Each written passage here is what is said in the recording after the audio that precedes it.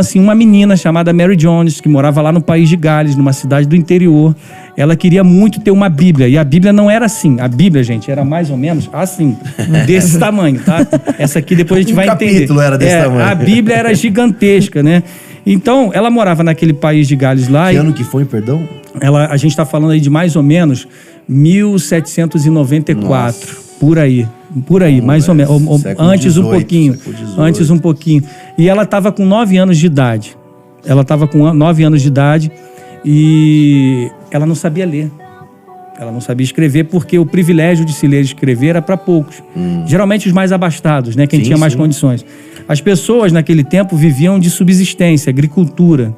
Então, uma Bíblia desse tamanho, ela tinha mais ou menos, mal comparando, mas dá para comparar, o preço de um carro popular hoje. Nossa. Então a pessoa, Rafa, escolhia, eu compro uma Bíblia ou eu compro um animal para puxar o arado.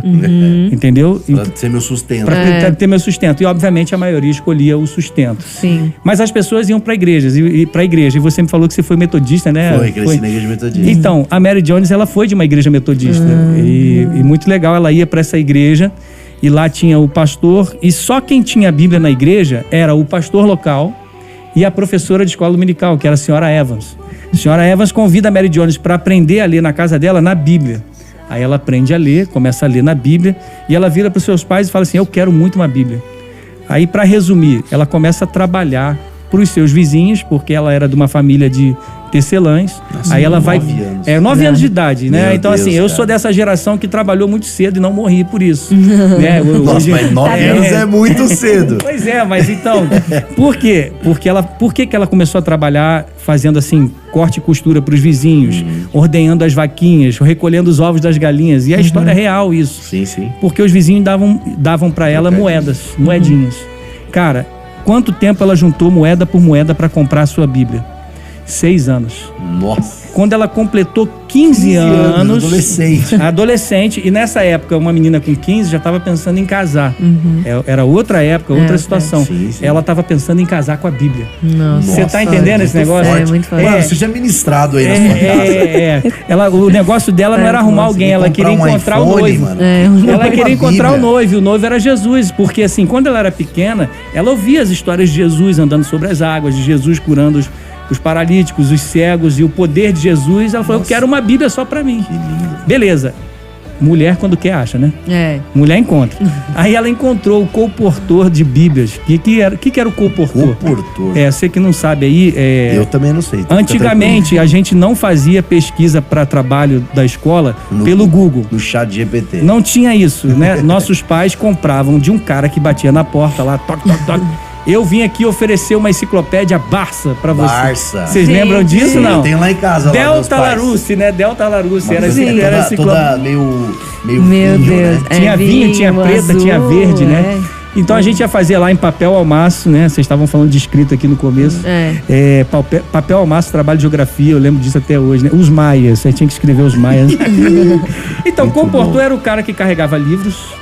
E justamente por causa dessa palavra, né? Colportor, de carregar no colo e levar a palavra, né? Levar os livros. Ela achou um pastor, reverendo Thomas Charles, lá na cidade de Bala, no país de Gales, que era um pastor que revendia Bíblias. E aí ela andou 40 quilômetros a pé. Meu Deus do céu. Só que o que ela faz? Ela só tinha um par de sapatos. Ela amarra o par de sapatos nos ombros para chegar na casa dele com os sapatos limpos e para que ele não achasse que ela não tinha dinheiro para comprar a Bíblia. Nossa, com 15 anos. Com 15 anos. Ela anda 40 quilômetros a pé e descalço. Descalço. Ela bate na porta dele, conta a sua história, ele diz, acho que eu não posso te ajudar porque eu só tenho 2 Bíblias aqui que é para um comerciante rico da cidade. Ele encomendou a que você quer, que é a Bíblia em galês e numa outra língua que ele sabe falar. Aí ela foi, de fato, contou a história dela, chorando. Ele se comove, ele fala, não, ele vai ter 2, eu posso pedir uma outra para ele depois, essa é sua, pode levar. Aí ela consegue adquirir a Bíblia. Meu Deus do céu. Ela volta para casa a pé de novo e descalça, dessa vez não por causa dos sapatos, mas para voltar correndo mais rápido e ter o primeiro culto doméstico com seus pais. Nossa. E lê o Salmo 150 com seus pais e ora com eles. E ali, ela não só faz isso, mas ela ensina todas as crianças da cidade a fazer a mesma coisa. Quem é que fica com a pulga atrás da orelha nesse negócio? Nesse negócio aí? O reverendo Thomas Charles, que era o pastorzão lá que vendia. Isso nunca mais pode acontecer. Uma criança não pode esperar uma pessoa que não tem condições 6 anos ou até mesmo antes disso morrer para ter a Bíblia.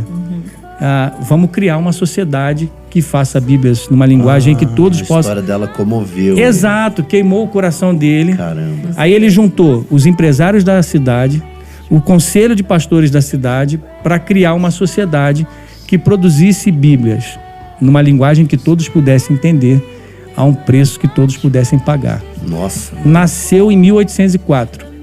A Sociedade Bíblica Britânica Estrangeira, que está lá até hoje. Uau! Ela é em que cidade?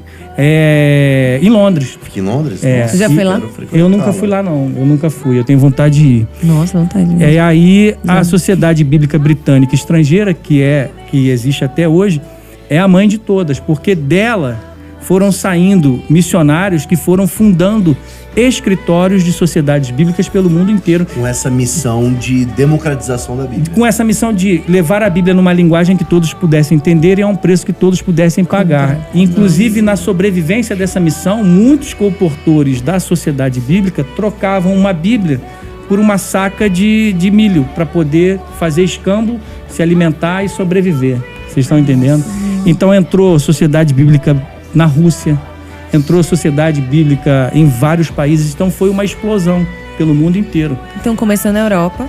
Começa na Europa em 1804, quando nasce a primeira, e elas vêm para o Brasil, trazendo justamente os primeiros exemplares de Novos Testamentos a partir de 1809, 5 anos depois.